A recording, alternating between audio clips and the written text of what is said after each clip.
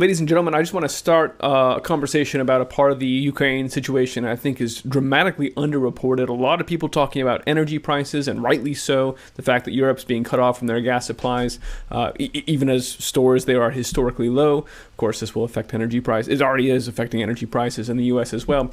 But as always, here on the Ice Age Farmer channel, I try to shine the light on the effects on our food supply, chiefly because very few people even now are doing that. So right now we need to discuss the fact that Russia and Ukraine are responsible for about 1/3 of the global exports of wheat and other grains, and that those are being summarily cut off from the West right now. In fact, this is obviously a situation that's happening in real time.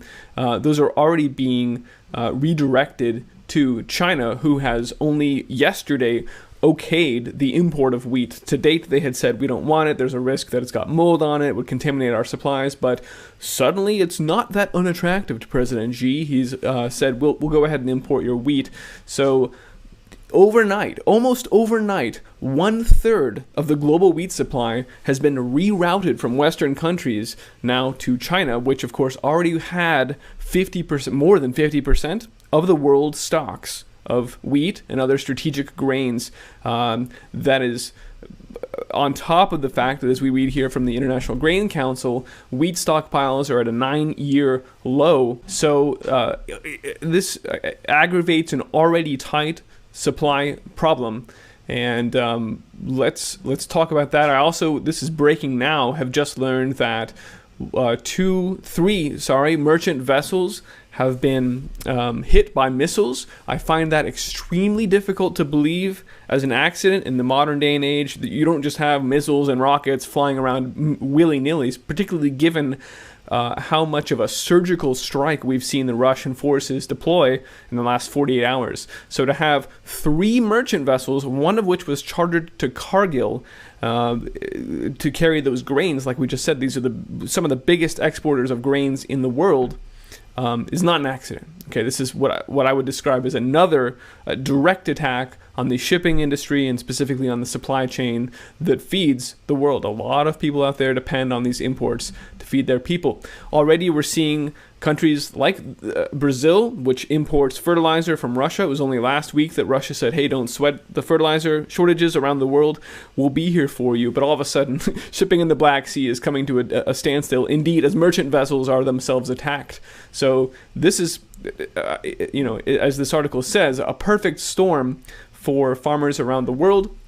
And of course, it again further aggravates what Bayer Monsanto had only days ago said when they declared force majeure. We're not going to be able to manufacture glyphosate for at least 3 months now.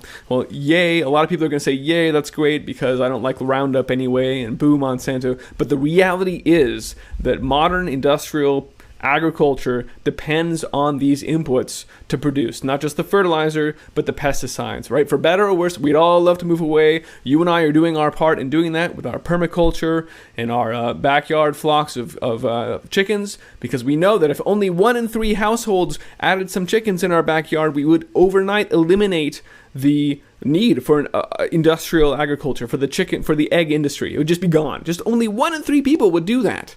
Then we would eliminate this highly toxic industry that produces poisonous food anyway. So if we could be, you and I are going to continue to move in that direction anyway. And hopefully this report will inspire even more people, if it reaches the right eyes and ears, to go take responsibility for your own personal and food production, and then the community around you, and so on and so forth. It is a decentralized food system that is the answer to the rapidly deteriorating and, in fact, collapsing global petrochemical agriculture that has been exported by the United States ever since the Rockefellers took over healthcare and food production, 100 odd years ago, and then use it as effectively as a weapon since then. Let's talk about this. I want to add some figures to everything I just ran through, and sources, so that it's not just Christian from the Ice Age Farmer, ranting. This is quantitatively happening right now. The shipping and the food supply is being attacked, and of course, it was Henry Kissinger himself who said, "If you control food, you control people." And what we see now is nothing short of an acceleration of the corporate hostile takeover of the food supply, because you will own nothing and you will eat the bugs and you will be happy, is where the World Economic Forum's agenda is leading us. So let's talk about some to all of that here now. I'm Christian, and this is the Ice Age Farmer channel. And here's the Washington Times reporting that wheat prices, and not just wheat prices, had exploded as soon as news of this escalating conflict had gone out. Quote, energy and stock market traders are not the only ones watching Russia's invasion of Ukraine with mounting alarm. And that's really the core message today, is this is not just war in the Ukraine and look at these bombs. It's not just the energy crisis being taken to the next level and, the ratcheting up of the fear because maybe people weren't afraid of some virus anymore, and we got to keep people in a state of fear. Can't let them return to the heart and get creative and find solutions. No, keep them scared, keep them trapped in their homes. Wheat futures for the spring months were up sharply on commodity markets in Chicago and Minneapolis and Europe and everywhere, basically, with future contract prices for soft red winter up 48 cents almost instantly to 9.32. Russia and Ukraine, here's that statistic, combine for about 29% of the global wheat exports and 19% of the world corn supplies, and a stunning 80% of world sunflower oil exports. And so we've seen the seed oil prices jumping up as well. Of course, both of these are going to affect the animal feed prices as well, part of the attack on animal agriculture, leading to what the World Economic Forum describes as the post-animal economy, because we're going to eliminate animals. They're dirty and dangerous, and we don't need to have them. I already mentioned that the wheat supplies are at a record tight level already, a 9-year low for wheat, which is obviously a very strategic grain, and that is why China was more than happy to, once news of this broke, give Putin a call and say, hey, we'd love, after all that time we didn't want it because of the fungus risk, we'd actually love to buy your wheat, it turns out. So here, quote, on Thursday, just yesterday, right? This is all happening, it's breaking so quickly that it's hard to keep up with, and for that reason, I will ask you to join the Ice Age Farmer Telegram group at t.me/iceagefarmer. There's also some subgroups under there about your gardening and your backyard birds and how to produce as much food as you can, more than you can imagine, because now is the time to do it. And there's tons of people that just want to talk about chickens 24 hours a day. That you can find people and connect with them and learn about whatever it is you're hoping to do or struggling with or already great at. Let's just come have a conversation. Quote, on Thursday, China's customs agency suddenly approved imports of wheat from all regions of Russia, giving Putin an alternative to Western markets that might be closed under possible sanctions. So these sanctions, that's not going to hurt Russia. Neither is the energy. That is the West shooting themselves in the foot. Clearly, Russia is one of the biggest wheat producers, but has been shut out of China until now due to concern about possible fungus and other contaminations.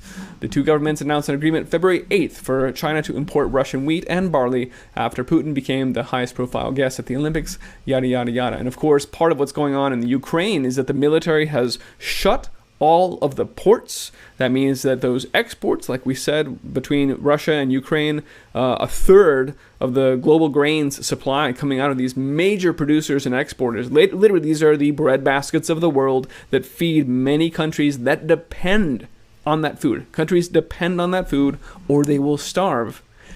And now these Ukrainian ports have been closed. Ukraine, quote, has suspended operations at its ports following Russia's decisions to close the Azov until further notice.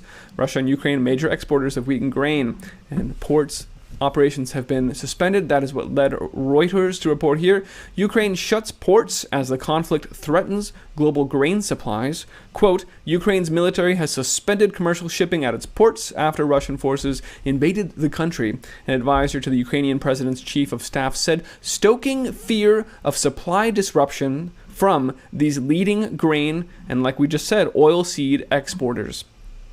Global farm commodities trader Cargill has also confirmed that a vessel it chartered, which I believe is the Yasa Jupiter, was, quote, hit by a projectile on the Black Sea, although the ship luckily remained seaworthy and all crew were safe. It didn't sink and can still get out of there. Ukraine is a major exporter of corn, much of it destined for China and the EU. The EU is being strangled right now between energy and foodstuffs.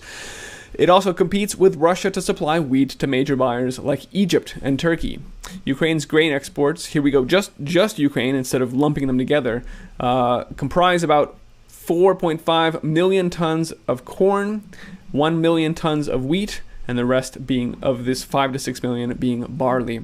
According to one European grain trader, quote, the market is struggling to get a clear picture of the actual situation on the ground. Everything's developing so quickly.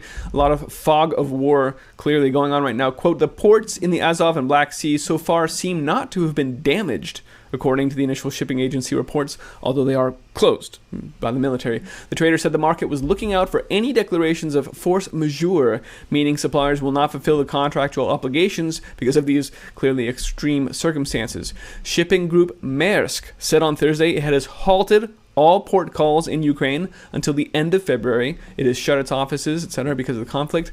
Another global agricultural commodities trader like Cargill, Bunge, has said on Thursday that it has shuttered company offices in Ukraine and operations in the Black Sea grains ports, all suspended. Also, ADM, Archer Daniels Midland, has said that its Ukraine facilities, including the export terminal in Odessa, are not operating. This is the shutdown of the food supply for tons of people. It's just staggering. It all depends on how quickly these things are reopened and operations are resumed, but we'll see, right? We'll see. Russia, the world's largest wheat exporter, number one, mainly ships its grain from the ports in the Black Sea, where ships are being hit with missiles, right? So here's just developing right now. 2 more ships, in addition to the Yasa Jupiter, which was chartered by Cargill and hit by a missile yesterday, have also been hit by missiles. First, the 1974-built Millennial Spirit was fired upon reportedly by a Russian Navy ship 12 nautical miles south of Ukraine's Yuzhny port. That was reported by the General Staff of the Armed Forces of Ukraine, but I also want to quickly qualify that with this statement from Moldova's naval agency, which said, we don't know where this missile came from. So I don't know if we can trust the Ukrainian Navy, where his allegiances lie, but one report saying that it's not clear where that came from. Sorry for the excessive scrolling here. The second one that was hit today, a merchant vessel, making the third in the last 30 hours here, was the 2020-built Panamax Namura Queen, flagged by Japan, presumably hit by a rocket at the anchorage of the Yuzhny port. No casualties reported, but 1 injury. It's sad to see these are, merchant ships with civilians on board. And like I said, this is not World War II. We don't just have planes dropping bombs hoping for the best. These are precision-guided missiles, and I really have trouble accepting that somehow 3 merchant vessels within 24 hours have been targeted and hit, even if they weren't sunk by I mean, this is insane, right? This is, you only would see this happen if someone were deliberately targeting these merchant vessels. In my opinion, I'm very clear here. I'm not trying to add speculation and fuel to any fire, but it's just ridiculous to me that given the kind of surgical strike we've seen deployed elsewhere, that somehow missiles are flying willy-nilly in the Black Sea and merchant ships with grains on them are being sunk, right? That's what you do when you want the shipping to stop and stay stopped for the time being. And then also here reported is, as I said, that the Cargill chartered Yasa Jupiter was also hit by a missile off the coast of Odessa, sustaining slight damage and becoming the first confirmed merchant ship casualty of war following this invasion. Here it is. Maritime security consultancy Dryad Global has advised all commercial operators to get out of there, right? Just don't need to get those grains anymore. This is the shutdown of the global agricultural trade, again, that feeds much of the world. So here are some statistics on where Russia, on the countries that depend on these exports. I don't think we have time to get into that here. What I want to now just quickly say before we finish up is that India has already, traders around the world and markets are frantically, like we heard from the EU traders, we're trying to figure out what the hell's going on.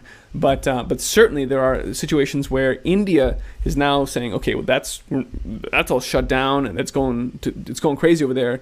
They're calling up Brazil to see if they can get soybeans because 80% of the sunflower oil that came out of Ukraine it's not going to be accessible anymore. So countries around the world are frantically trying to pivot and figure out what are we going to do now? How are we going to keep our people fed, our animals fed, our industries running. A lot of these soybean oil, sunflower oil are then used to create downstream products, food, but also all sorts of things. You use sunflower oil to ship tuna in. The protein supply is under attack. You use soybean oil in the production of innumerable things. We've talked about that before, and I won't belabor it here. Briefly, quote, Brazil's soybean oil exports are expected to jump in 2022, driven by demand from India, who's the world's biggest importer, and is now frantically trying to figure out where to source vegetable oils that we usually get from Ukraine, Russia, and Indonesia, according to industry sources and government data. India is very active on the market, again, frantically calling up everyone, saying, can you give me some soybean oil, some sunflower oil? Calling up Argentina, the US, Brazil. They're talking to everyone. We already know that last year China bought in advance. You'd never do this, but they bought in advance the soybeans and the soybean crush from the US before these seeds have even been in the ground right now. China clearly knew what was coming this year.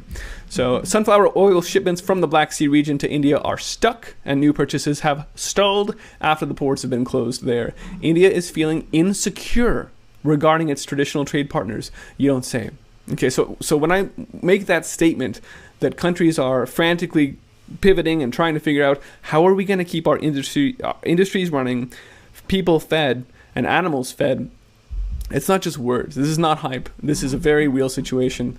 And here again, like I said, Bayer recently declared force majeure. So when we have one of the number one fertilizer producers in the world, Russia, now involved with this, and the Black Sea through which they export that fertilizer and other agricultural chemicals, on top of the supply chain disarray across much of the West and certainly in the United States, then this is a real, as the media even says themselves, perfect storm for producers across the world. And to underscore that, here's one last article from Reuters. Brazil farmers are bracing for a potential fertilizer pinch due to the Ukraine crisis. Brazilian agricultural exports may lose their competitive edge due to a scarcity of fertilizer and soaring prices for these key inputs if Russia's invasion of Ukraine triggers Western sanctions on Russia's fertilizer exports, or even failing the sanctions if they can't ship them, right? If missiles are flying around willy-nilly hitting merchant vessels. Quote, Brazil relies on imports for about 85% of its fertilizer needs, Russia being the biggest supplier of the NPK mixture. And even before the Ukraine conflict, fertilizer prices were climbing due to global logistics issues, U.S. sanctions on Belarus, and China's absence from the market. China stopped selling fertilizer last year. Again, they knew it was coming. They wanted to keep their domestic supply and starve out the rest of the world. This is the second part of that plan. The Ukraine crisis means Brazilian growers of soybeans and other ag commodities are potentially in for a rough time. Not to mention, again, the rest of the countries that depend on Brazil, who's one of the top 3 producers of soybeans and other agricultural commodities, and then exports them to the rest of the world. So it's not just Brazil freaking out because they won't be able to grow. It's the whole world saying, okay, the Black Sea has missiles flying everywhere. Brazil is being starved of the fertilizer, which allows them to feed us off. The U.S. is just, I don't even have words for the situation in the U.S. right now. Quote, it is the perfect storm, according to one analyst with Agrinvest. Quote, Brazil has the most to lose among the world's largest producers of soy. The situation is raising doubts about whether or not Brazil can actually get their soybean crop out of the ground, as costs may become prohibitive, which is, of course, the plan. This was all described long ago. We're going to make it economically infeasible for farmers to operate so that we can roll forward, we can fail forward into the technocratic food domain of all the nonsense we've been hearing about, right? They don't even try and make it appetizing because they know they've got a plan to make sure this is the only options we'll have. These crickets and plant-based burgers and vat-grown tuna. They're not even trying. Vat-grown? It was better off when they lied and said it was clean meat. Now it's just straight in your face. Vat-grown. You're going to eat it. You're going to love it. You're going to own nothing. You're going to be happy. It's really ridiculous. So this last 48 hours has truly been an escalation of the severity of the growing food crisis around the world. I'll just remind you that it was only a few weeks ago before this happened that, according to AgWeb's survey, there was already the case that by far more than half of the farmers they interviewed were unable to get the inputs they need to grow the food to feed the family that industrial agriculture is farming. It's at times like this that I will remind you, we don't really need industrial agriculture. And I don't want to hear that you don't have space to grow food. You need to this is not the time for excuses, right? This is the time to get creative. I love things like this. Whatever you can fit on your apartment balcony, like this is go time, okay? We can grow our own food. We don't need industrial agriculture. They need us. This agenda depends on us needing them. And if we walk away, if we run away, forget walk, if we need to run away from this toxic food supply and create now a decentralized food supply where as many of us as possible are growing as much as possible and we don't need them anymore. And this whole agenda falls flat at that point. It sounds perhaps counterintuitive to say that some crazy strawberry plants in a PVC tube on your apartment balcony would be the solution to a technocratic takeover of humanity. But that's where we are, right? The whole agenda revolves around our dependence on their systems. And when we eliminate that dependence, we win. So please get to work, get creative, start growing food, work with your neighbors, grow what you can, barter for what you can't, and let's get off of their systems, get off of their debt-based currencies, get off of their poisonous medicines, get away from their toxic food. This is the name of the game right now, and it's go time. It's now or never. So again, this is all happening very quickly. I will continue posting reports in real time to t.me/iceagefarmer, to the Telegram channel there. You can find this report and all my reports at iceagefarmer.com. I do mean all my reports, even those which have been removed from YouTube are still available on iceagefarmer.com.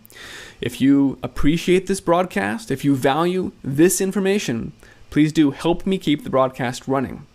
You can do that still somehow at patreon.com/iceagefarmer or on subscribestar.com/iceagefarmer if we want to get away from Patreon, or a few different ways that I've got listed at iceagefarmer.com/support.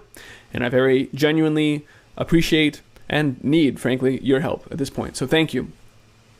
Let's go get to work raising awesome animals, growing abundant food, and having a good time doing it. Thanks for watching, folks. Be well.